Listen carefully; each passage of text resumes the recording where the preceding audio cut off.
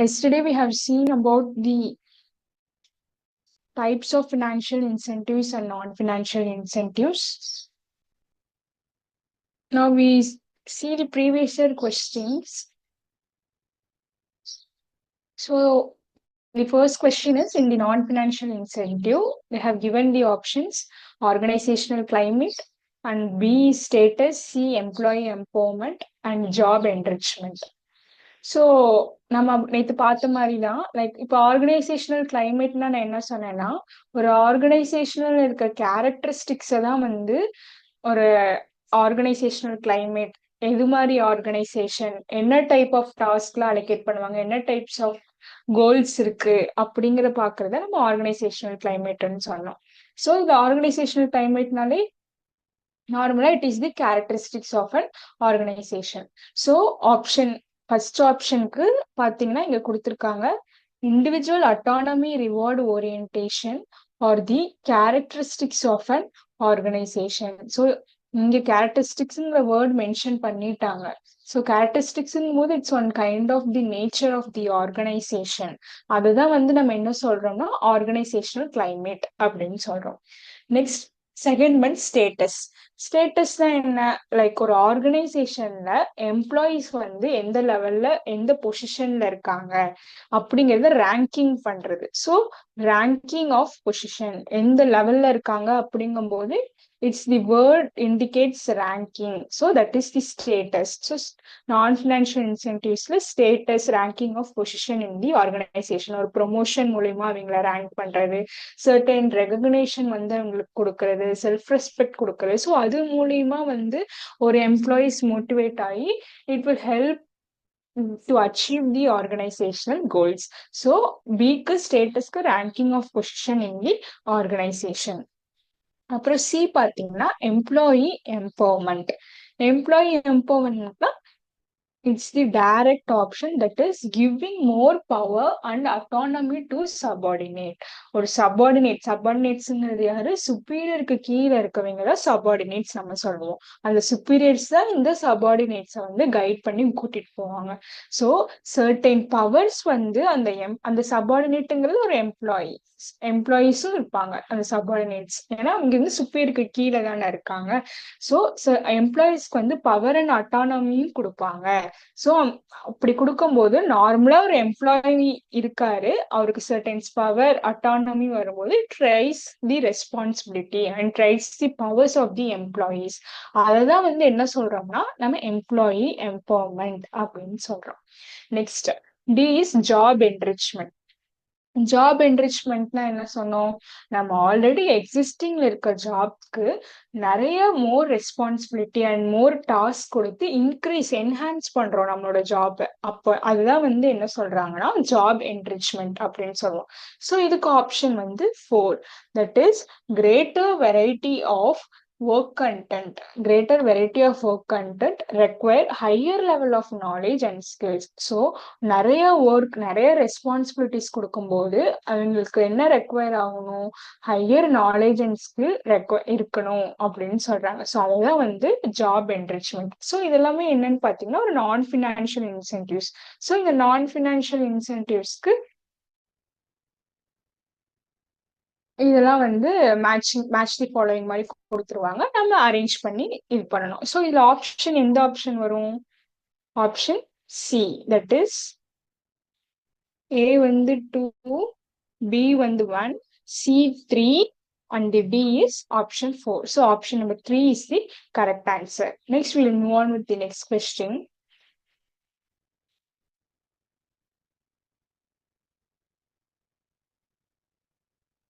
Next question.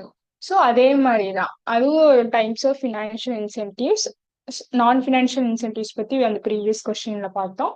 இதுல பாத்தீங்கன்னா இதுவும் அதே மாதிரிதான் லிஸ்ட் பண்ணிருக்காங்க. ஸோ நம்ம வந்து மேட்ச் பண்ணி கண்டுபிடிக்கணும். ஸோ ஸ்டேட்டஸ்க்கும் போது என்ன சொன்னேன், it's kind of ranking of position in the organization. ஒரு எம்ப்ளாயிஸ்க்கு நம்ம என்ன பொசிஷன் கொடுக்குறோம் அப்படிங்கிறது.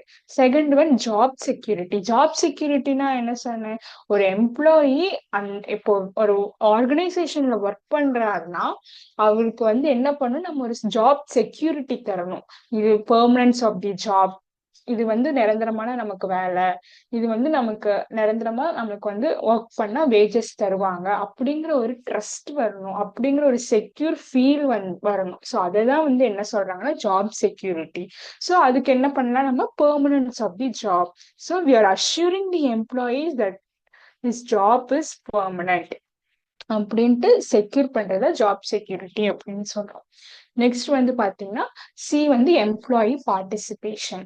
எம்ப்ளாயி பார்ட்டிசிபேஷன் என்ன, ஒரு டெசிஷன் மேக்கிங்ல எம்ப்ளாயிஸை இன்வால்வ் பண்ணி அவங்களோட கன்சர்ன் மூலியமா நம்ம டெசிஷன் மேக்கிங் ப்ராசஸ எடுக்கிறதா வந்து எம்ப்ளாயி பார்ட்டிசிபேஷன் அப்படின்னு சொல்றாங்க. அதுதான் பாருங்க, சி வந்து first one.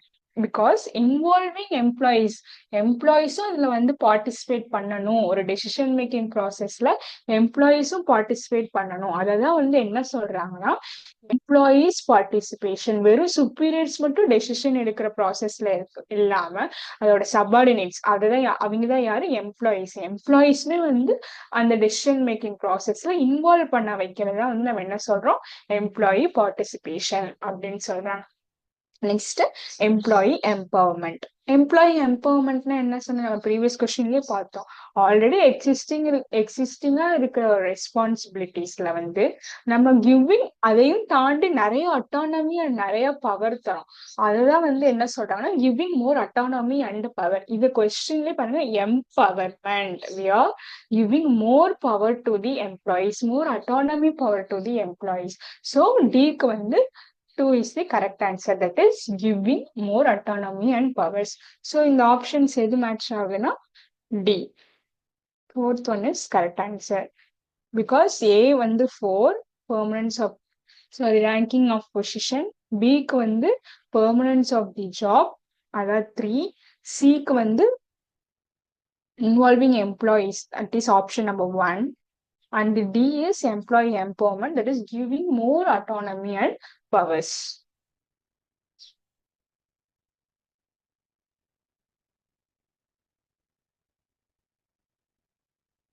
And the next question, state which of the following combinations are correct for non-financial incentives. Non-financial incentives நம்ம என்ன டிஸ்கஸ் பண்ணோம், it's a kind of motivation which is given to the employees without any monetary value or monetary rewards. Because financial incentive தான் நம்ம வந்து monetary reward அப்படின்னு சொல்லியிருக்கோம்.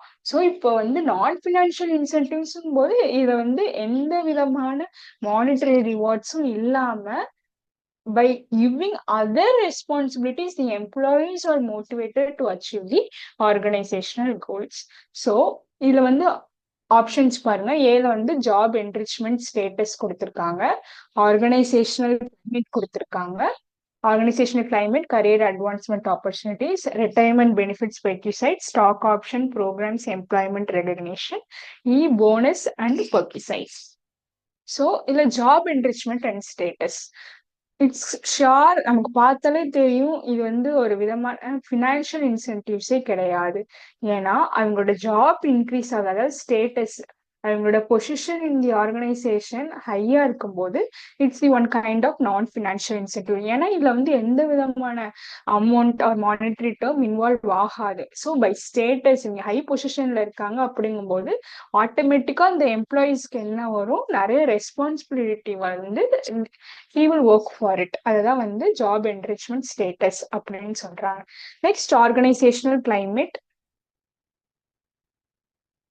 career advancement opportunity. So by using the organizational characteristics, surroundings, environment, அதை வச்சு and career advancement, நார்மலா இருக்க பொசிஷன்ல இருந்து we are giving more opportunity to the employees in the career to increase their skills and knowledges அப்படிங்கும்போது it's career advancement opportunity.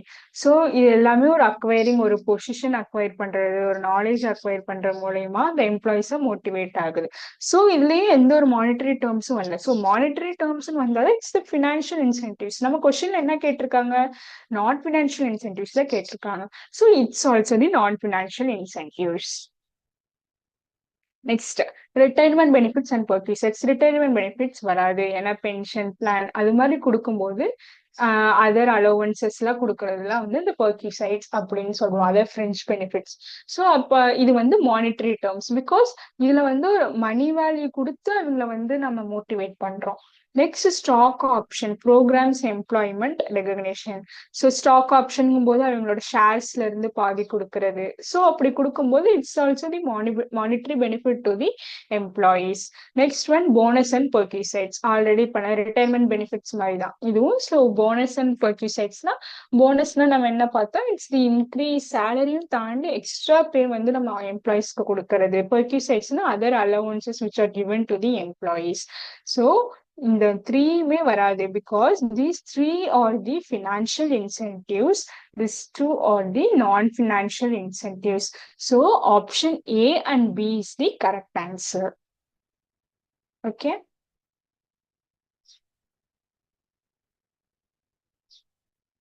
Next, we move with next question.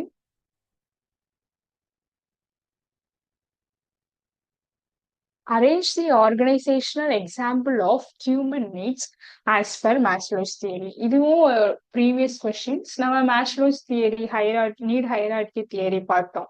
So இவர் வந்து human needs 5 levels of needs சொல்லியிருப்பாரு. So அது வந்து examples வச்சு நம்மளை வந்து சீக்வன்ஸா order பண்ண சொல்லியிருக்காங்க.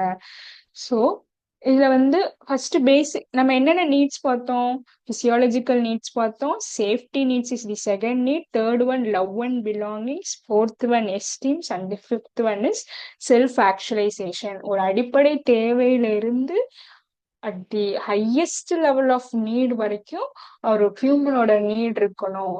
ஸோ அது வந்து பாட்டம் டு டாப் லெவல் வரைக்கும் யார் நமக்கு சொல்லியிருக்காங்க, மேஸ்லோஸ் தியரியில வந்து நீட் ஹையரார்கி தியரியில மேஸ்லோ சொல்லியிருக்காரு. எப்போ சொல்லியிருக்காங்கன்னு நான் சொல்லியிருக்கேன், it's the theory was proposed in 1943.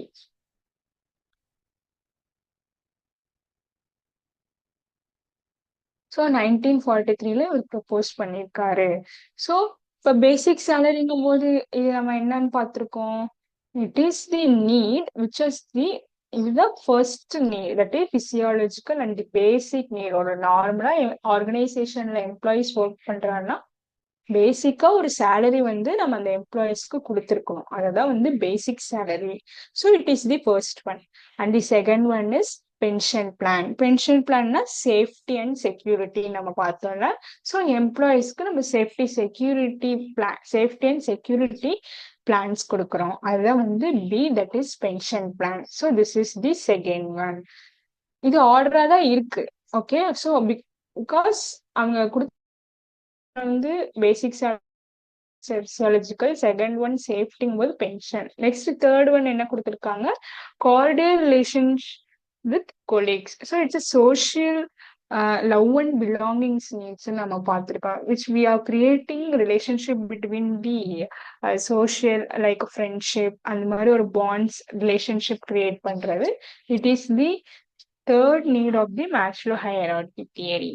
Next one, job title. Job title na, it is the esteem need, because we are giving more needs. Like எப்படின்னா நிறைய ஒரு ரெகக்னேஷன், ஒரு ரெஸ்பெக்ட் கொடுத்து ஒரு ஜாப் கொடுக்கறது தான் வந்து ஜாப் டைட்டில் அப்படின்னு நம்ம சொல்றோம். Next one, achievement of goals. This is the self actualization. நம்ம ஆல்ரெடி பார்த்ததுல fifth one is the self actualization பார்த்துருக்கோம். எப்படின்னா அதாவது தன்னோட ஒரு இண்டிவிஜுவலா அவங்க எந்த அளவுக்கு அவங்களோட கோல்ஸ் அச்சீவ் பண்றதுக்கு they are making effort. So அவங்க இண்டிவிஜுவல் அப்ஜெக்டிவ்ஸ் அச்சீவ் பண்றதுக்கு they are working for it. So that is an individual need. So அதுதான் வந்து செல்ஃப் ஆக்சுவலைசேஷன் நீட் அப்படின்னு சொல்றோம். ஸோ இது கொஸ்டின்ல அந்த ஆர்டரா தான் கொடுத்துருக்காங்க. So first one is the correct answer. Okay.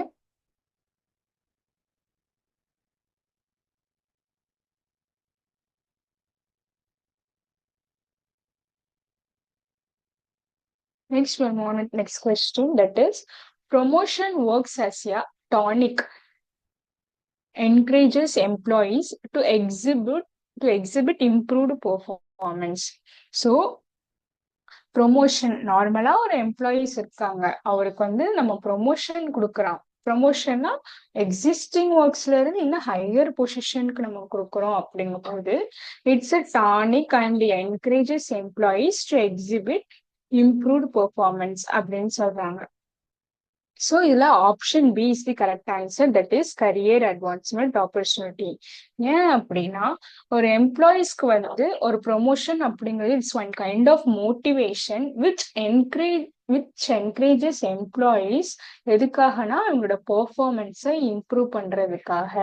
So அப்படி இம்ப்ரூவ் பண்ற மூலியமா என்ன ஆகும், நம்ம கோல் ஆர்கனைசேஷன் கோல்ஸை வந்து அச்சீவ் பண்ணலாம். ஸோ அச்சீவ் பண்ணும்போது it is one kind of a tonic and encourages employees அப்படின்னு சொல்றாங்க. ஸோ இது என்ன, நார்மலா அவர் இருக்க ரெஸ்பான்சிபிலிட்டில இருந்து ஹையர் பொசிஷனுக்கு போகும்போது sure it will be the career advance நிறைய ஒர்க்ஸ் அண்ட் ஆப்பர்ச்சுனிட்டிஸ் நமக்கு அவருக்கு தரோம் அந்த எம்ப்ளாயீஸ்க்கு. ஸோ ஹி வில் ப்ரோக்ரஸ், ஒரு ப்ரொஃபஷனலா அவர் வந்து க்ரோத் ஆயிட்டே இருக்காரு. ஸோ அததான் வந்து கரியர் அட்வான்ஸ்மெண்ட் ஆப்பர்ச்சுனிட்டின்னு சொல்றோம். So option B is the correct answer.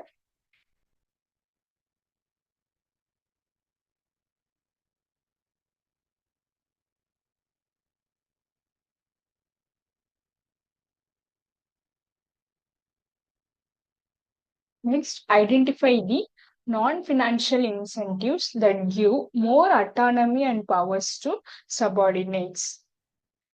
So இது என்ன சொல்றாங்க, இட்ஸ் ஒன் கைண்ட் ஆஃப் நான்-ஃபினான்ஷியல் இன்சென்டிவ்ஸ்ன்னு கொடுத்துட்டாங்க, that give more autonomy and powers to subordinates. அப்படின்னா நம்ம ஆல்ரெடி இந்த மேட்ச் தி ஃபாலோயிங்ஸ்ல எல்லாம் பார்த்துருக்கோம் இல்லையா. ஸோ எம்ப்ளாயி எம்பவர்மெண்ட் தான் வரும். எப்படின்னா ஒரு எம்ப்ளாயீஸ்க்கு நிறைய we are giving increase powers to those employees. அதாவது என்ன சொல்றாங்கன்னா அட்டானமி அண்ட் பவர். ஸோ எக்ஸிஸ்டிங்ல இருந்து அதிகமா அட்டானமி அண்ட் பவர்ஸ் அவருக்கு தரும். ஸோ அதுதான் எம்ப்ளாயி எம்பவர்மெண்ட். எம்ப்ளாயி பார்ட்டிசிபேஷன் வராது. ஏன்னா எம்ப்ளாயிஸ் பார்ட்டிசிபேஷன் அப்படிங்கும் போது ஒரு ஆர்கனைசேஷன்ல employee should involve in the decision making, should participate in the decision making. அததான் வந்து நம்ம எம்ப்ளாயி பார்ட்டிசிபேஷனா பார்த்திருக்கோம். ஸோ எம்ப்ளாயி எம்பவர்மெண்ட்ல தான் வந்து அவருக்கு powers and autonomy we are giving to those subordinates. Organisational climate நமக்கு தெரியும், தட் ஆர்கனைசேஷனல் கேரக்டரிஸ்டிக் கோபார்ட்னர்ஷிப் கிடையாது. ஸோ இந்த கோபார்ட்னர்ஷிப்ல என்ன வரும், it's kind of share discounted ரேட்ல வந்து கம்பெனி ஷேர்ஸ் வந்து எம்ப்ளாயிஸ் கொடுக்கும்போது இது வந்து ஃபினான்ஷியல் இன்சென்டிவ்ஸ்ல வந்துடும். ஸோ இதுக்கும் நான் ஃபினான்ஷியல் இன்சென்டிவ்ஸ் சம்மந்தம் கிடையாது. ஓகே,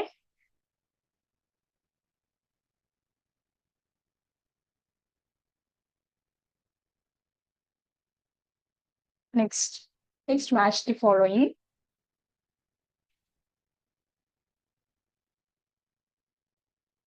ஃபர்ஸ்ட் ஒன் என்ன கொடுத்துருக்காங்க, ஜாப் என்ரிச்மெண்ட். ஜாப் என்ரிச்மெண்ட்னு என்ன சொல்லியிருக்கேன், ஒரு எம்ப்ளாயி ஜாப்ல இருக்கிறதுக்கு we are giving variety of work and நிறைய ரெஸ்பான்சிபிலிட்டிஸ் கொடுத்து அவருக்கு ஒர்க் பண்ண வைக்கிறது தான் வந்து job enrichment.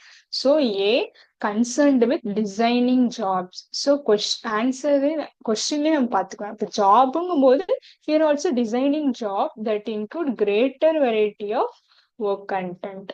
Second one organizational climate. Organizational கிளைமேட்னா நம்ம characteristics of and describes characteristics which describe an organization. So B வந்து 1. So A வந்து 4, B வந்து 1, C lazy fair. It's one kind of leadership style. அதுதான் வந்து லேசி ஃபேர்னு சொல்றோம். Option D. இது வந்து நம்ம லீடர்ஷிப் கான்செப்ட்ல பார்ப்போம் லேசி ஃபேர். அண்ட் டி வந்து கிரேப் வைன் போது it's informal communication which is combined topic of கம்யூனிகேஷன்ஸ்ல வரும். ஸோ நான் அதை அப்போ சொல்றேன். ஸோ ஆப்ஷன் ஏ வந்து 4, பி வந்து 1, சி வந்து 3 அண்ட் டி வந்து 2. So last option is the correct answer.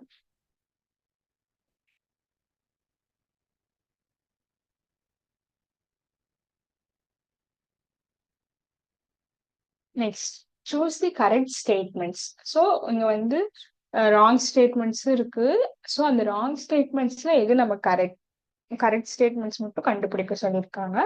So first one பார்த்தீங்கன்னா Non-financial incentives mainly focus on satisfying psychological, social and emotional factors. இது கரெக்ட் தானே? ஃபினான்ஷியல் இன்சென்டிவ்ஸ் நான் என்ன சொல்லியிருக்கேன், it's the monetary reward. But non financial இன்சென்டிவ்ங்கும் போது அவங்களோட psychological and emotional factor, social need தான் வந்து நம்ம non financial incentives by giving promotion மூலியமா ஒரு எம்ப்ளாயிஸை நம்ம மோட்டிவேட் பண்றது. So, on the psychological, based on the psychological attitude of the employees, these incentives were given. The second one is, so it is the correct, right? Then second one is, money can satisfy all needs of individuals. ஒரு இண்டிவிஜுவல்ஸ்க்கு மணி மட்டுமே எல்லா விதமான நீட்ஸையும் satisfy பண்ணணும்னா it's not, பண்ணவே பண்ணாது. So it is the wrong. And career advancement, opportunity, job security, employee empowerment or non-financial incentives. இது நம்ம பார்த்திருக்கோம். It's the correct because these are the factors which are comes under the, that is career advancement, opportunity, job security and employee empowerment will come under the non-financial incentives. Promotion, stock option and perquisites or non-financial incentives சொல்லியிருக்காங்க. It's the correct? No, இது தப்பு because இதெல்லாம் non-financial incentives கிடையாது. These are only the financial incentives which we are given the monetary reward to the employees to achieve the organizational goals and to motivate them. So option D கிடையாது. So option A and C is the correct answer. So இங்க எங்க கொடுத்திருக்காங்க, D ல கொடுத்திருக்காங்க. So option D is the correct answer.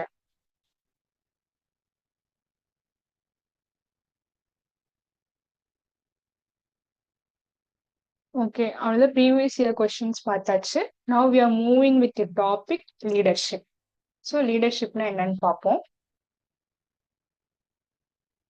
Leadership is the process of influencing the behavior of people by making them strive voluntarily towards achievement of organizational goals. இங்க பாருங்க, தமிழ்ல தலைமைத்துவம் என்பது ஒரு செயல்முறை ஆகும். So it's one kind of the process.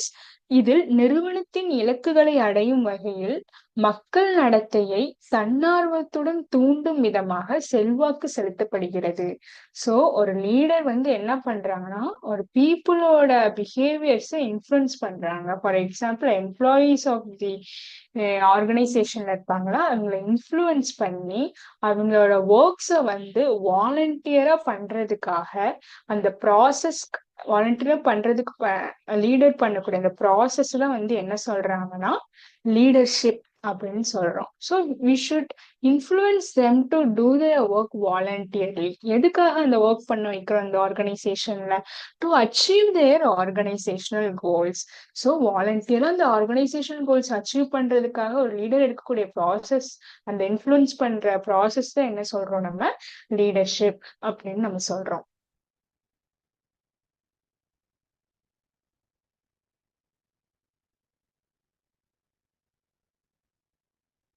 Next one definition. So லீடர்ஷிப்போட definition பார்ப்போம். இது யார் கொடுத்துருக்காங்கன்னு பார்த்தீங்கன்னா Harold Koontz and Heinz Weihrich. So இவர் தான் வந்து, இவங்க ரெண்டு பேரும் இந்த டெஃபினேஷன் கொடுத்துருக்காங்க லீடர்ஷிப்க்கு. என்னன்ட்டுனா, leadership is the art or process of influencing people. So லீடர்ஷிப்புங்கிறது it's kind of influencing people so that they will strive willingly. நம்ம இன்ஃப்ளூயன்ஸ் பண்றது மூலியமா இந்த பீப்புள் ஒரு வில்லிங்கா, எந்தூசியாஸ்டிக்கலா, அதாவது ரொம்ப இன்ட்ரெஸ்டா, ஏர்ஜா towards the achievement of group goals. அது என்ன சொல்றாங்கன்னா, இதுல லீடர்ஷிப் வந்து ஒரு ஆர்ட் அப்படின்னு சொல்றாங்க, ஒரு கலையாகும், ஒரு கலை அப்படின்னு நம்ம சொல்றோம். எப்படின்னா, இது வந்து நம்ம ஒரு பீப்புளை வந்து இன்ஃப்ளூயன்ஸ் பண்ற, எம்ப்ளாயீஸை வந்து ஒரு ஆர்கனைசேஷன்ல இன்ஃப்ளூயன்ஸ் பண்ற மூலியமா அவங்க ஆர்வமா, எந்தூசியாஸ்டிக்கா வந்து அந்த கோல்ஸை வந்து அச்சீவ் பண்றதுக்கு வாலண்டியர்னஸா இருப்பாங்க, வில்லிங்னஸா இருப்பாங்க. ஸோ அதுதான் வந்து நம்ம லீடர்ஷிப் அப்படின்னு நம்ம சொல்றோம். So it's one kind of process to influence the people. Next features of leadership. தலைமைத்துவத்தின் பண்புகள் என்னென்ன ஃபீச்சர்ஸ் அப்படின்னு பாத்தீங்கன்னா, ஃபர்ஸ்ட் ஒன் என்ன சொல்லியிருக்காங்க, it indicates the ability of the individual to influence other. ஸோ இப்போ ஒரு லீடருங்கும் போது, இப்போ ஒரு கிளாஸ்ல இருக்காங்க, அதுல வந்து கண்டிப்பா ஒரு லீடர் இருக்காங்க அப்படின்னா, இது என்ன இண்டிகேட் பண்ணுது அப்படின்னா, it indicates the ability of an individual. அவங்களோட எபிலிட்டி எந்த அளவுக்கு இருக்கு, மத்த மத்த பீப்புள்ஸ் வந்து இன்ஃப்ளூயன்ஸ் பண்ற வரைக்கும் அவங்களோட எபிலிட்டியை வந்து சொல்றதுதான் வந்து லீடர்ஷிப். அதுதான் ஒரு தனிநபரின் செல்வாக்கு செலுத்தும் திறனை இது குறிக்கிறது. சோ எந்த அளவுக்கு இவங்க இன்ஃப்ளூயன்ஸ் பண்றாங்க அப்படிங்கிற ஒரு எபிலிட்டியை டிஃபைன் பண்ணுது, இண்டிகேட் பண்ணுது அப்படின்னு சொல்றாங்க. இது first point. And the second point is it tries to bring change in behaviour of others. இது மற்றவர்களின் நடத்தையில் மாற்றம் ஏற்பட முயற்சிக்கிறது. ஏன்னா நம்ம ஒரு எம்ப்ளாயிஸோட பிஹேவியரை நம்ம இன்ஃப்ளூயன்ஸ் பண்ற மூலியமா என்ன ஆகும், it will change the behaviour. கரெக்டா? அப்போ வந்து நார்மலா இருக்க ஆட்டிடியூட்ல இருந்து நம்ம வந்து அவரை இன்ஃப்ளூயன்ஸ் பண்ணும்போது ஒரு எம்ப்ளாய்க்கு வந்து பிஹேவியர்ஸ் வந்து சேஞ்ச் ஆகும். So it tries to bring change in behaviour of others. And the third one is it shows interpersonal relationship between leader and followers. இது வந்து ஒரு interpersonal relationship அப்படின்னு சொல்றாங்க, which is the social relationship between the leader and followers. ஏன்னா லீடருங்கிறது கீழே இருக்கவங்க lead பண்ணி கூட்டிட்டு போறாங்க. So it should be the proper communication and proper relationship which helps to achieve the goals smoothly. So it shows interpersonal relationship between leader and followers அப்படின்னு சொல்றாங்க. Next D வந்து leadership is exercised to achieve common goals of the organization. So என்ன சொல்றாங்க, நிறுவனத்தின் பொது இலக்குகளை அடைய தலைமைத்துவம் பயன்படுத்துகிறது. ஸோ ஒரு ஆர்கனைசேஷன்ல இருக்க ஒரு காமனான கோல்ஸ் அச்சீவ் பண்றதுக்கு லீடர்ஷிப் வந்து ஹெல்ப்ஃபுல்லா இருக்கு. So it is very useful அப்படின்னு சொல்றாங்க. Next it is a continuous process. இது வந்து இது வந்து கண்டினியூஸா அவங்களோட growth இருந்துகிட்டே இருக்கணும். கண்டினியூஸா நம்ம வந்து எம்ப்ளாயீஸ வந்து லீட் பண்ணிட்டே இருந்தா மட்டும்தான் நம்மளோட ஆர்கனைசேஷன் கோல்ஸை வந்து அச்சீவ் பண்ண முடியும். ஸோ அதுதான் வந்து it is a continuous process. So these are the features of leadership.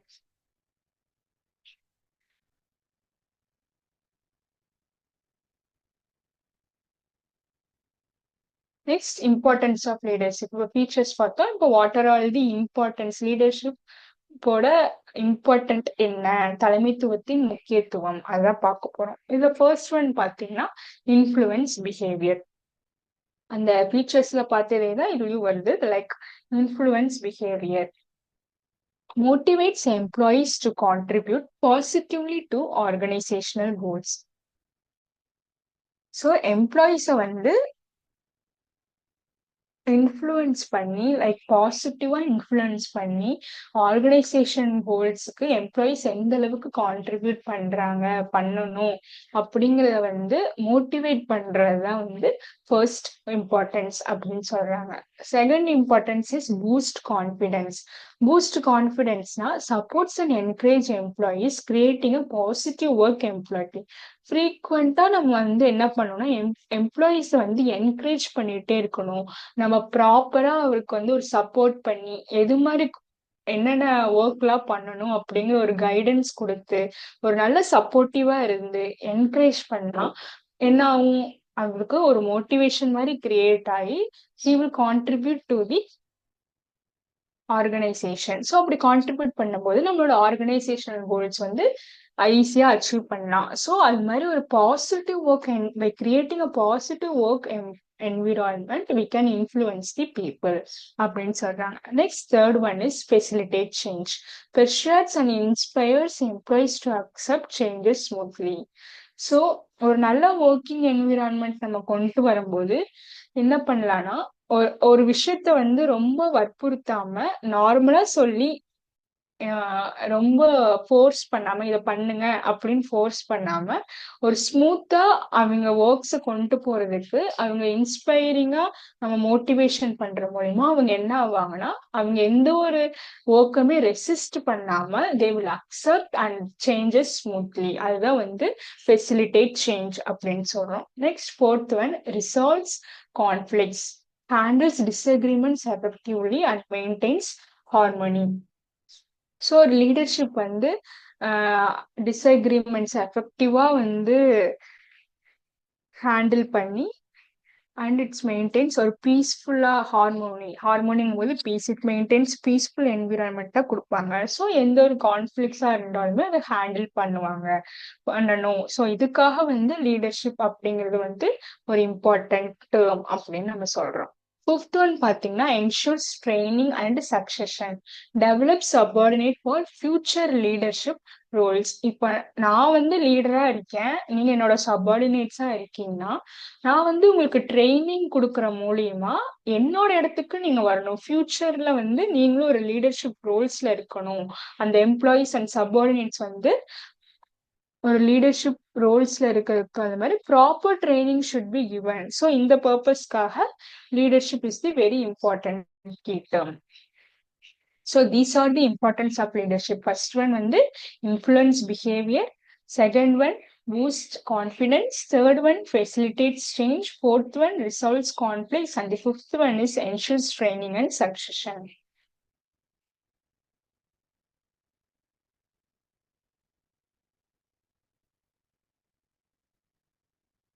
Next, we are seeing the qualities of good leadership. ஒரு நல்ல தலைமைத்துவத்தின் பண்புகள் என்னென்ன, ஒரு லீடருக்கு என்னென்ன குவாலிட்டிஸ் இருக்கணும் அப்படின்னா, ஃபர்ஸ்ட் ஒன் வந்து physical features. So physical features like height, weight, health, appearance determine the physical personality of an individual. It is believed that good physical features attract people. இப்போ ஒரு ஆர்கனைசேஷன்ல ஒரு லீடர் இருக்காங்கன்னா சர்டன் பிசிக்கல் ஃபீச்சர்ஸ் வந்து அவரை fit ஆக்கணும். Like எது மூலியமான ஒரு height, weight and health, so appearance. So by physical personality மூலியமாவும் ஒரு எம்ப்ளாயிஸ்க்கு வந்து இங்க லீடர், ஸோ அங்க வந்து சொல்றது கண்டிப்பா கேட்கணும். So it will attract the people and it also believe that good physical features also acquire the people to follow those leaders. So அது physical features அப்படின்னு சொல்றோம். Second one வந்து knowledge. A good leader should have required knowledge and competence. ஒரு லீடர்ஷிப்புக்கு போதுமான அளவு he should acquire the knowledge and competence. Only such person can instruct subordinates correctly and influence them. So ப்ராப்பரான knowledges இருந்தா மட்டும்தான் ஒரு good லீடருக்கு ப்ராப்பரான knowledge இருந்தா மட்டும்தான் அவங்க கீழே இருக்க சப்பார்டினேட்ஸ்க்கு வந்து இன்ஸ்ட்ரக்ஷன்ஸ் கொடுத்து கரெக்டா நம்ம இன்ஃப்ளூயன்ஸ் பண்ணி அந்த ஆர்கனைசேஷனலோட டாஸ்க் எல்லாம் வந்து ஈஸியா அச்சீவ் பண்ண ஹெல்ப்ஃபுல்லா இருக்கும். ஸோ ஒரு நல்ல லீடருக்கு it should have the good quality of the knowledge அப்படிங்கிற ஒரு விஷயம் இருக்கணும். ஃபர்ஸ்ட் ஒன் வந்து physical feature and second one is knowledge. Third one is integrity. A leader should possess high level of integrity and honesty. He should be a role model to others regarding the ethics and values. அவர் எப்படி இருக்கணும்னா நேர்மையா இருக்கணும், உண்மையா இருக்கணும். So அப்படி இருந்தா மட்டும்தான் ஒரு எம்ப்ளாயிஸ்க்கு இவங்க மேல ஒரு பிலீவ் வரும். ஸோ இப்படி பிலீவ் நேர்மையா இருக்க மூலியமா பிலீவ்ஸ் வந்து அவங்களும் வந்து கரெக்டா அதுக்கு தகுந்த மாதிரி நடந்து ஒரு ஆர்கனைசேஷனை ஸ்மூத்தா கொண்டு போவாங்க. ஸோ ஒரு லீடருங்கிற வந்து யாரா இருக்கணும்னா மற்ற எம்ப்ளாயிஸ்க்கு வந்து ரோல் மாடலா இருக்கணும். எந்த விஷயத்துலனா ஒரு எத்திக்ஸ் அண்ட் வேல்யூஸ் கரெக்டா, இது கரெக்டு, எதெல்லாம் கரெக்டா பண்றாரு, எதெல்லாம் தப்பா பண்றாரு, அவரோட வேல்யூஸ் எல்லாம் இன்க்ரீஸ் ஆகுற மூலயமா இவரை வந்து ஒரு ரோல் மாடலா ஒரு எம்ப்ளாயிஸ் எடுத்துட்டு அவங்களோட இதை வந்து guide பண்ணணும். So that is integrity. So integrity is one kind of qualities of good leadership. Fourth one is initiative. A leader should have courage and volunteer to achieve goals. So அவரா இனிஷியேட்டிவ்ங்கிறது எப்படி என்ன சொல்றாங்கன்னா, he should come forward to do his task voluntarily. So ஒரு கரேஜ்ஃபுல்லா ஒரு வாலண்டியரா அவங்களோட task வந்து achieve பண்றதுக்கு இவரே இனிஷியேட்டிவ்ஸ் எடுக்கணும். அதுதான் fourth one initiative. So good qualities of good லீடர்ஷிப்ல 4 பாயிண்ட்ஸ் இருக்கு. First thing is physical features, second one is knowledge, third one is integrity and fourth one is initiative.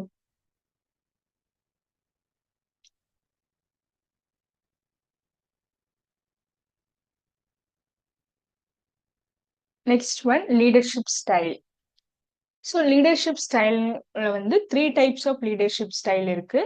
என்னென்னா, depending on the use of authority, there are 3 basic styles of leadership. So இந்த அளவுக்கு அவங்க ஒரு leader வந்து authority use பண்றாங்க. So based on the use of authority, இதை depend பண்ணியிருக்க அத்தாரிட்டிஸ்க்கு வந்து த்ரீ ஸ்டைல்ஸ் ஆஃப் லீடர்ஷிப் இருக்கு அப்படின்னு சொல்றாங்க. ஃபர்ஸ்ட் ஒன் வந்து autocratic or authoritarian leader, democratic or participative leader, laissez-faire or free reign leader. These are the 3 leadership styles which is classified based on the use of authority. So the first one வந்து என்ன பார்க்குறோம், autocratic or authoritarian leader. So autocratic or authoritarian leader அப்படிங்கிறது என்னன்னா, so autocratic அதோட meaning என்னன்னா, one person has complete control over decision and makes them without consulting others. So இதுல வந்து என்ன சொல்றாங்கன்னா, இப்போ எம்ப்ளாயிஸ் இப்போ ஒரு சுப்பீரியர் இருக்காரு அப்படின்னா அவர் மட்டும்தான் என்டையர் டெசிஷனும் எடுக்கணும். ஏதோ யாரோட கன்சல்டேஷன், எம்ப்ளாயிஸோட கன்சல்டேஷன், சபார்டினேட்டோட கன்சல்டேஷன், யாரோட கன்சல்டேஷனுமே எடுத்துக்காம அவர் மட்டும் டெசிஷன் எடுத்து அவர் ஆர்டர் கொடுக்கறத நம்ம கரெக்டா பண்ணணும் அப்படின்னு எக்ஸ்பெக்ட் பண்றதுதான் ஆட்டோக்ராட்டிக் அப்படின்னு நம்ம சொல்றோம். இதுல ஃபர்ஸ்ட் பாயிண்ட் பாத்தீங்கன்னா, an autocratic leader gives orders. So நான் சொன்ன மாதிரி ஃபர்ஸ்ட் வந்து ஆட்டோக்ராட்டிக் லீடருங்கிறது இவர் என்ன பண்றாரு, எம்ப்ளாயிஸ்க்கு ஆர்டர் தராரு and expect his subordinates to obey those orders. இவர் என்ன கொடுத்தாலும் நம்ம பண்ணணும் அப்படிங்கிற நினைக்கிறவங்க தான் வந்து ஆட்டோக்ராட்டிக் அப்படின்னு சொல்றாங்க. ஸோ இது மாதிரி லீடர்ஸ் இருக்காங்க. அது it's one kind of leadership style. So இவர் சொல்றது கேட்கணும், இவர் ஆர்டர் பண்ணா உங்க கீழே இருக்க சபார்டினேட்ஸ் கண்டிப்பா ஒபே பண்ணணும் அப்படின்னு சொல்றதுதான் வந்து autocratic leader. Its autocratic leader is also called as authoritarian leader. So the second point is takes all decision without consulting. இவர் மட்டும்தான் டெசிஷன் எடுக்கணும், யாருக்கு எந்த ஒரு சபார்டினேட்ஸ் கன்சல்டேஷன் இல்லாம இவர் வந்து டெசிஷன் எடுக்குவாரு. ஸோ இந்த அண்டர் ஆட்டோக்ராட்டிக் தனியா அவர் மட்டும் டெசிஷன் எடுப்பாரு, யாருக்கிட்டையும் எந்த சபார்டினேட்ஸ்லயும் கன்சல்டேஷன் வாங்காம. Third one is communication is only one way with the subordinate. இது வந்து ஒன் வேவா இருக்கணும். ஏன்னா இப்போ மேல இருக்கிறது தான் யாரு நம்ம சொல்லியிருக்கோம், சுப்பீரியர்னு சொல்லியிருக்கோம், கீழே இருக்கிறவங்க subordinate. It should be the top to bottom level. மேல சொல்றாங்க, கீழே வந்து கேட்கணும், rule should be obeyed. So அந்த கம்யூனிகேஷன் வந்து ஒன் வேயா இருக்கு, that is top to bottom அப்படின்னு சொல்றாங்க. So this leader is dogmatic, that is does not change or wish to be contradicted. இது என்னன்னா, அவர் கொடுக்கிற கருத்துகள் மட்டும்தான் கரெக்ட் அப்படின்னு அவர் சொல்றதுதான் கரெக்ட் அப்படின்னு நினைக்கிறாரு. சோ இது வந்து autocratic leader, that is dogmatic.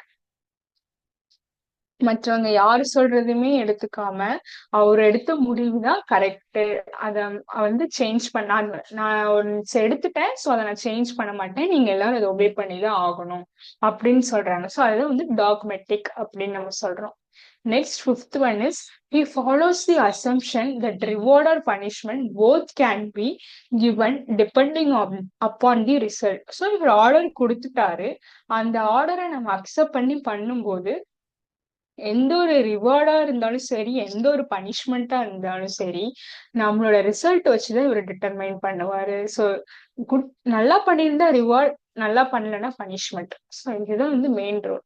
So this is autocratic ஒரு ஆத்தரிட்டேரியன் லீடர். ஸோ இந்த டயக்ராம்ல பாத்தீங்கன்னா, இவர் தான் லீடர், இவருக்கு கீழே இருக்க சப்பார்டினேட்ஸ் எல்லாருமே இவர் சொல்றதை கேட்கணும் அப்படின்ட்டு லீடர்ஸ் இது வந்து one kind of leadership style. That is first one autocratic or authoritarian leader.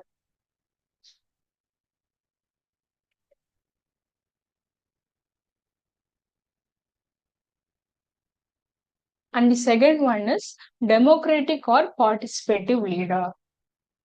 So the first point is democratic போது இட்ஸ் ஒன்லி மக்களுக்காக நம்ம பண்றோம். டெமோக்ரஸி தான் நம்ம என்ன சொல்லியிருக்கோம், of the people, by the people and for the people.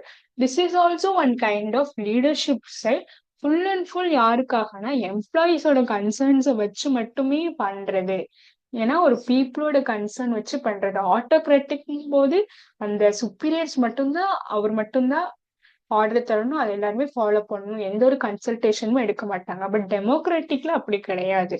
So it's based on the employees concern. See the first point is a democratic leader will develop action plans and make decision in consultation with his subordinates. ஆட்டோக்ராட்டிக்ல என்ன பார்த்தோம், யாரோட டெசிஷனையும் ஒரு consultation பண்ணாம அவர் மட்டுமே அந்த ஒரு ஆர்கனைசேஷன்ல decision எடுப்பார் எதா இருந்தாலும்.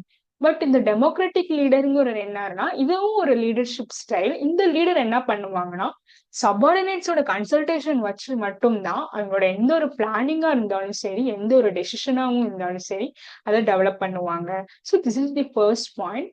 செகண்ட் ஒன் பாத்தீங்கன்னா, he will encourage them to participate in decision making. So employees participate decision making பண்ணும்போது எம்ப்ளாயீஸும் பார்ட்டிசிபேட் பண்ணணும் அப்படின்ட்டு இவர் நினைப்பாரு. He delegates and decentralise authority. So அதேதான், லைக் டெசிஷன் மேக்கிங் பண்ணும்போது அந்த ஆர்கனைசேஷன்ல இருக்க எல்லாருமே வந்து பார்ட்டிசிபேட் பண்ணணும் அப்படின்னு நினைக்கிறாங்க. It empower lower levels to கீழே இருக்கவங்களும் வந்து டெசிஷன் மேக்கிங் ப்ராசஸ்க்கு பார்ட்டிசிபேட் பண்ணணும். அதான் he delegates and decentralizes authority. Fourth one is listens to grievances and suggestions of subordinates. So subordinates கொடுக்குற எந்த ஒரு குறைகளா இருந்தாலும் சரி, எந்த ஒரு சஜஷனா இருந்தாலும் சரி, அவர் அது ப்ராப்பரா லிசன் பண்ணிட்டு அதுக்கு தகுந்த மாதிரிதான் ஒரு டெசிஷன் மேக்கிங் ப்ராசஸ பண்ணுவாங்க. இதுல பாருங்க டயக்ராம்ல. ஸோ இப்போ ஏங்கிறது தான் லீடர் அப்படின்னா எல்லாத்தையோட கன்சல்டேஷனை வச்சு இவர் ஒரு டெசிஷன் எடுப்பாரு. ஸோ அதுதான் வந்து democratic or descriptive participative leader அப்படின்னு நம்ம சொல்றோம்.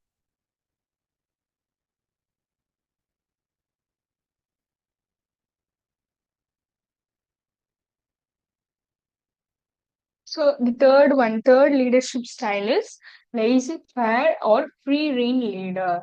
So இதுல என்னன்னா, அவங்களுக்கு வந்து பவர்ஸ் இருக்கும், பட் அது எப்ப தேவையோ அப்ப மட்டும்தான் யூஸ் பண்ணுவாங்க.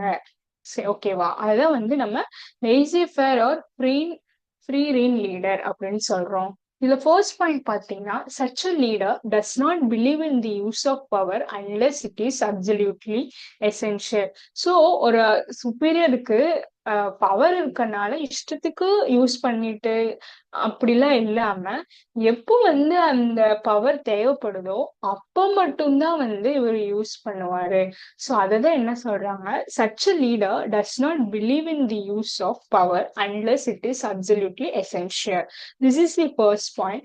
Second one is the followers are given a high degree of independence to formulate their own objectives and ways to achieve them. அதாவது சுப்பீரியருக்கு கீழே இருக்க சபார்டினேட்க்கு ஹை டிகிரி ஆஃப் இண்டிபெண்டன்ஸ் கொடுப்பாங்க. அதாவது ஃபுல் ஃப்ரீடம் கொடுப்பாங்க. எதுக்காகனா அவங்களோட ஓன் அப்ஜெக்டிவ்ஸ் கிரியேட் பண்ணி அந்த அப்ஜெக்டிவ்ஸை அச்சீவ் பண்றதுக்கு இண்டிபெண்டா சுதந்திரமா விடுவாங்க. ஸோ அதெல்லாம் the followers are given a high degree of independence to formulate their own objectives and ways to achieve them. And the third one is the manager is there only to support them and supply them the required information to complete the task assigned. So இந்த laissez-faire leader எப்படிப்பட்ட leader அப்படின்னா, அவங்களோட எம்ப்ளாயீஸ்க்கு support பண்றது, அப்புறம் அந்த எம்ப்ளாயீஸ்க்கு எப்பப்பெல்லாம் information தேவைப்படுதோ அப்பப்பெல்லாம் வந்து அவர் கொடுத்து அந்த டாஸ்க அசைன் பண்ண டாஸ்க்கு முடிக்க வைக்கிறதா வந்து இந்த லீடரோட வேலை. ஏன்னா எந்த ஒரு பவரையுமே வந்து தேவையில்லாம யூஸ் பண்ண மாட்டாரு. He will only support the organization, I mean support the employees and supply them the required information to complete the task assigned. Fourth one is, at the same time, the subordinate assumes responsibility for the work to be performed. So, at the same time, subordinate-க்கு நம்ம என்ன works responsibility கொடுத்திருக்கோமோ அது கண்டிப்பா பண்ணணும். அதுதான் வந்து laissez faire ring leader அப்படின்னு நம்ம சொல்றோம்.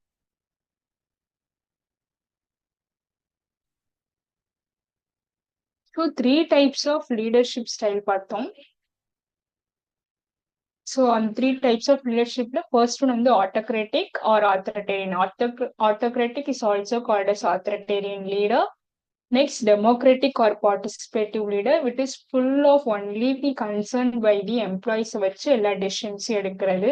So laissez faire he will only support the employees and to supply them the required information to complete the task assigned. அது laissez faire or free rein leader அப்படின்னு நம்ம சொல்றோம். So these three are the leadership styles. So இதுல previous year questions பார்க்கலாம். So first question is, DAS is a process of influencing the behavior of people by making them strive voluntarily towards achievement of organizational goals. So இதுதான் இப்பதான் பார்த்தோம், that is leadership. ஒரு leadership தான் வந்து it will influence the ஒரு behavior influence employees behavior influence பண்ணி it will make strive voluntarily வந்து அந்த கோல்ஸை வந்து அச்சீவ்மெண்ட் கோல்ஸை வந்து அச்சீவ் பண்றதுக்கு இன்ஃப்ளூயன்ஸ் பண்றதா இது leadership is the kind of process அப்படின்னு நம்ம சொல்றோம்.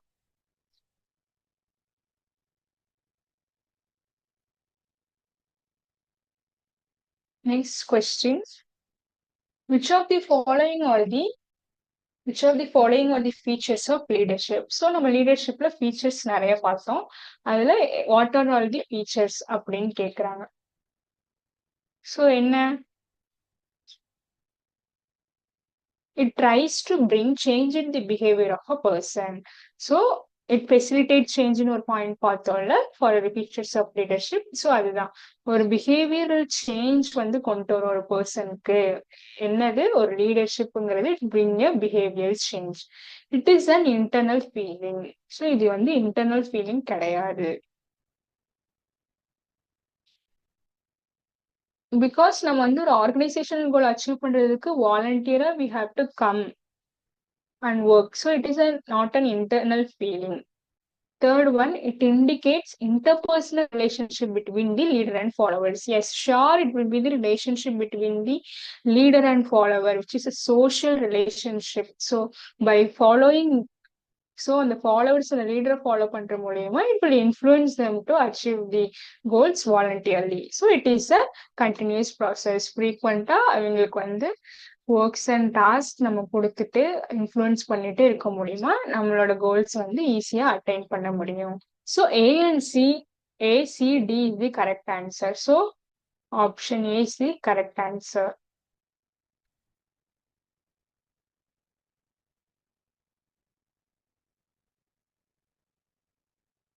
Next question.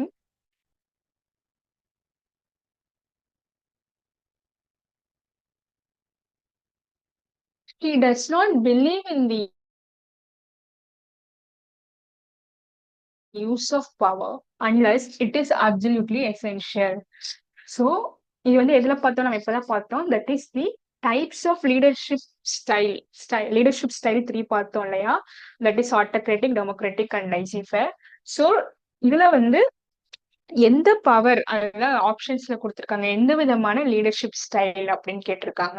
என்ன சொன்னேன், இப்ப use of power unless it is absolutely essential. So தேவையில்லாம இந்த பவர்ஸ் எதுவும் யூஸ் பண்ணாம ஒரு ஆர்கனைசேஷன்ல எப்ப தேவைப்படுதோ அப்போ மட்டும் இவங்க வந்து அந்த பவரை யூஸ் பண்ணாங்கன்னா அது நான் என்ன சொன்னேன், லேசி ஃபேர் அப்படின்னு சொன்னேன். ஸோ அதுதான் யூஸ் ஆஃப் பவர். இப்போ டெமோக்ராட்டிக் வராது, because it full of the concern with employees. ஆட்டோகிராட்டிக்ங்கிறது சுப்பீரியர் மட்டும் எடுக்கிற டெசிஷன். ஸோ பார்ட்டிசிபேட்டிவும் கிடையாது, because democratic is also called as participative leader. So laissez-faire is the correct answer because she does not use any power unless it is absolutely essential.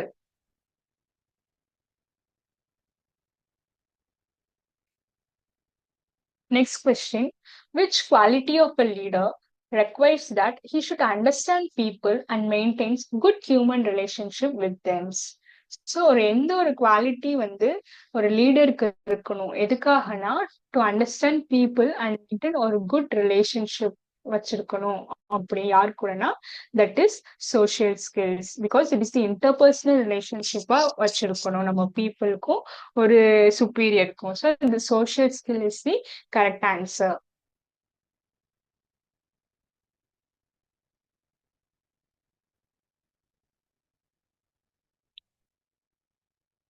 Next topic is about communication. இப்போ leadership பார்த்துட்டோம், இப்போ communication பார்க்க போறோம். So what is the definition of communication? So communication is transfer of information from the sender to the receiver with the information being understood by the receiver. So communication என்ன சொல்றாங்கன்னா it's transfer of information. இப்போ நான் இருக்கேன் அப்படிங்கும்போது உங்களுக்கு ஒரு information வந்து நான் டிரான்ஸ்ஃபர், அதாவது பாஸ் பண்றேன். ஸோ அதுதான் டிரான்ஸ்ஃபர் ஆஃப் இன்ஃபர்மேஷன். யார்கிட்ட இருந்து நான் தான் சென்டர், நான் வந்து உங்களுக்கு கன்வே பண்றேன் இந்த certain information. So transfer of information from the sender to the receiver with the information being understood by the receiver. நான் வந்து உங்களுக்கு இன்ஃபர்மேஷன் டிரான்ஸ்ஃபர் பண்றேன். ஸோ அப்ப நான் தான் வந்து சென்டர், நீங்க வந்து ரிசீவர். ஸோ அந்த இன்ஃபர்மேஷன் எப்படி இருக்கும்னா ரிசீவருக்கு புரியுற மாதிரி இருக்கணும். ஸோ அதை தான் வந்து நம்ம கம்யூனிகேஷன் அப்படின்னு நம்ம சொல்றோம். நெக்ஸ்ட் ஒன் பாருங்க. Communication is the sum of all things one person does when he wants to create understanding the mind of another. நான் இப்போ வந்து நான் தான் சென்டர் அப்படிங்கும் போது உங்களுக்கு புரியணும். நான் சொல்றது வந்து இப்போ இப்போ கம்யூனிகேஷன் கான்செப்ட் நான் எடுக்கிறேன் போது நான் சொல்றது வந்து உங்களுக்கு புரியணும். So it creating he wants to create understanding in the mind of another. மற்றவங்களுக்கு புரியுற மாதிரி நம்ம கம்யூனிகேட் பண்ணணும். It involves systematic and continuous process of telling, listening and understanding. இது வந்து என்ன சொல்றாங்க, communication is a systematic and continuous process அப்படின்னு சொல்லிட்டாங்க. எதுக்காக? Because frequently we will tell, listen and understand those communication. So communication is the transfer of information. ஒரு centre வந்து ஒரு ரிசீவருக்கு டிரான்ஸ்ஃபர் பண்ற இன்ஃபர்மேஷன் தான் நம்ம கம்யூனிகேஷன் சொல்றோம். அந்த டிரான்ஸ்ஃபர் பண்ற இன்ஃபர்மேஷன் வந்து ரிசீவருக்கு புரியுற மாதிரி இருக்கணும் அப்படின்னு சொல்றாங்க. So it is a systematic and continuous process.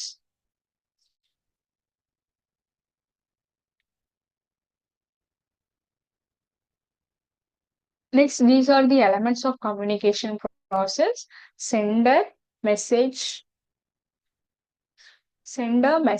media, receiver, encoding, decoding, noise, and the feedback. These are the included in the elements. So, ஒரு communication process இதெல்லாம் ஒரு elements அப்படின்னு சொல்றோம். ஸோ இதை பத்தி டிஸ்கஸ் பண்ணலாம்.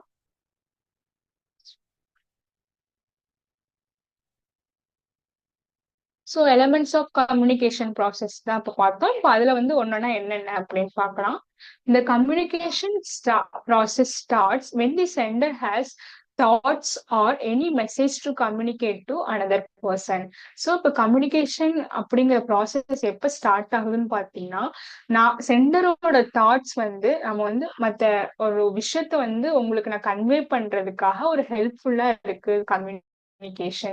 So அதுதான் என்ன சொல்றாங்க, starts when the sender has thoughts or any message to communicate to. இன்னொருத்தருக்கு புரிய வைக்கிறதுக்காக, இன்னொருத்தருக்கு என்னோட மெசேஜ் வந்து கன்வே பண்றதுக்காக இந்த கம்யூனிகேஷன் அப்படிங்கிறது ஹெல்ப்ஃபுல்லா இருக்கு அப்படின்னு சொல்றாங்க.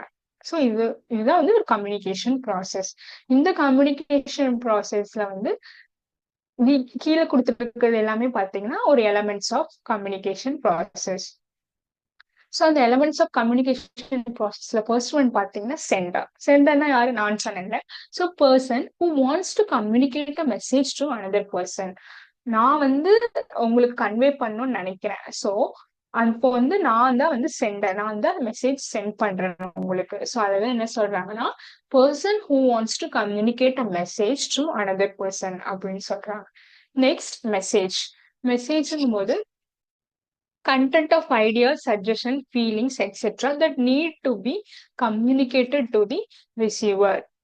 ஸோ நான் கன்வே பண்ணும் என்ன கன்வே பண்ணுவேன் உங்களுக்கு? கன்வே பண்ணுனா ஒரு மெசேஜ், ஒரு இன்ஃபர்மேஷன் கன்வே பண்ணுவேன். ஸோ அந்த கன்வே பண்ற மெசேஜ் எப்படிலாம் இருக்கும்னா ஒரு கண்டென்ட் ஆஃப் ஐடியாஸா இருக்கலாம், சஜஷன்ஸா இருக்கலாம், ஒரு ஃபீலிங்ஸா இருக்கலாம். ஸோ அது உங்ககிட்ட நான் சொல்றதுக்காக, நான் இந்த மெசேஜை வந்து டிரான்ஸ்ஃபர் பண்றதுக்காக இந்த கம்யூனிகேஷன்ல மெசேஜ் அப்படிங்கிற ஒண்ணு இம்பார்ட்டன்ட் எலமெண்டா இருக்கு. Next encoding. Encoding is refers to a process of converting the message into communication. So ஒரு மெசேஜை வந்து கம்யூனிகேஷன் கன்வெர்ட் பண்ண எது கன்வெர்ட் பண்ணுதுன்னா என்கோடிங்கிற ப்ராசஸ் தான். அந்த என்கோடிங் எப்படி இருக்கணும்? ஒரு சிம்பிள்ஸ், வேர்ட்ஸ், பிக்சர்ஸ், இமேஜஸா இருக்கலாம். Next media. மீடியாங்கும் போது எது மூலியமா வந்து நான் உங்களை டிரான்ஸ்மிட் பண்றேன்? இப்போ ways to transmit the encoded message to the receiver using the phone, internet or mail. So இப்போ நான் ஆன்லைன்ல உங்களுக்கு வந்து சொல்லிட்டு இருக்கேங்கும் போது it's one kind of media which I am trying to convey information to you. So ways of எந்த வேல வந்து நம்ம கம்யூனிகேட் பண்றோம், அது மேபி போனா இருக்கலாம், இன்டர்நெட்டா இருக்கலாம், மெயிலா இருக்கலாம். ஸோ இதான் வந்து மீடியா அப்படின்னு நம்ம சொல்றோம். டீகோடிங். டீகோடிங் போது converting the encoded message into language receiver. Encoding போது certain symbols, words, picture, images நம்ம சொன்னோம். ஆனா டீகோடிங்கும் போது அந்த சர்டன் வேர்ட்ஸ் அண்ட் சிம்பிள்ஸை வந்து ஒரு லாங்குவேஜா நமக்கு வந்து புரியுற மாதிரி கொண்டு கன்வெர்ட் பண்றதா வந்து டீகோடிங். அதான் டீகோடிங் டீகோடிங் அப்படிங்கிறது கன்வெர்ட் தி என்கோடட் மெசேஜ் இன்டு லாங்குவேஜ். ஒரு சிம்பிள்ஸை வந்து வந்து தெளிவா நம்ம சொல்றதா லாங்குவேஜ் அப்படின்னு சொல்றோம். Next receiver. ஃபர்ஸ்ட் வந்து சென்டர் பார்த்தோம். இப்ப ரிசீவர்ங்கும் போது person who receives the message and understand it. So நான் உங்களுக்கு மெசேஜ் சென்ட் பண்றேன், நீங்க ரிசீவரா இருக்கீங்க. ஸோ அவங்க receiver the message and understand it. அதுதான் வந்து ரிசீவர் அப்படின்னு நம்ம சொல்றோம். Next one feedback. Response sent by the receiver after understanding the message. நான் சென்டர் உங்களுக்கு ஒரு இன்ஃபர்மேஷன் பாஸ் பண்ணதுக்கு அப்புறம் என்ன பண்றேன்னா லைக் அந்த மெசேஜ் அண்டர்ஸ்டாண்ட் ஆயிருக்கா அப்படின்ட்டு ஃபீட்பேக் கொடுக்குறோம். அதான் response sent by the receiver after understand the message. அந்த மெசேஜ் அண்டர்ஸ்டாண்ட் பண்ணதுக்கு அப்புறம் ரிசீவர் வந்து அந்த ஃபீட்பேக் தராங்க, ரெஸ்பான்ஸ் சென்ட் பண்றாங்க அப்படின்னு சொல்றோம். Next one noise. Disturbance or interruption which occurs during the flow of information. இப்போ நான் உங்களுக்கு இன்ஃபர்மேஷன் கன்வே பண்ணும்போது என்ன கைண்ட் ஆஃப் டிஸ்டர்பன்ஸ், என்ன கைண்ட் ஆஃப் இன்டர்பிரேஷன் வருதோ அதெல்லாம் வந்து நம்ம நாய்ஸஸ் அப்படின்னு சொல்றோம். So sender, message, encoding, media, decoding, feedback, noise are the elements of communication process.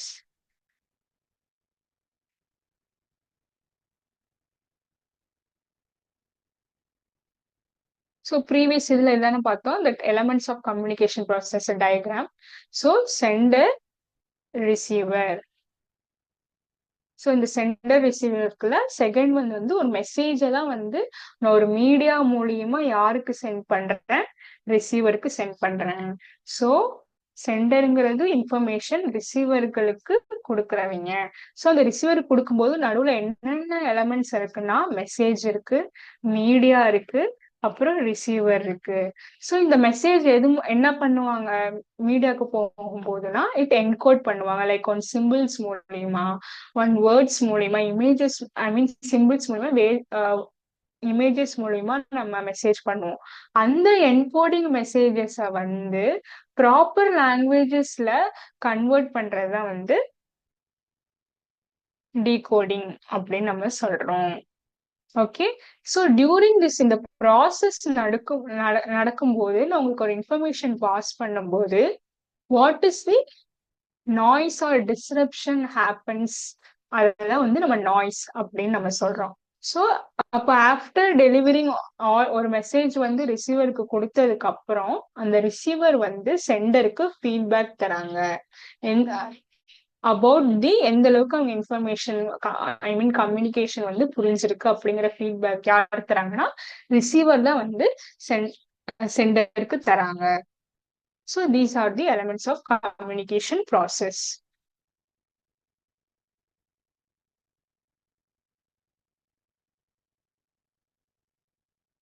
So என்னென்ன பார்த்தோம்? கம்யூனிகேஷன்ல டெஃபினேஷன் ஆஃப் கம்யூனிகேஷன்ஸ் பார்த்தோம். Next elements of communication process பார்த்தோம்.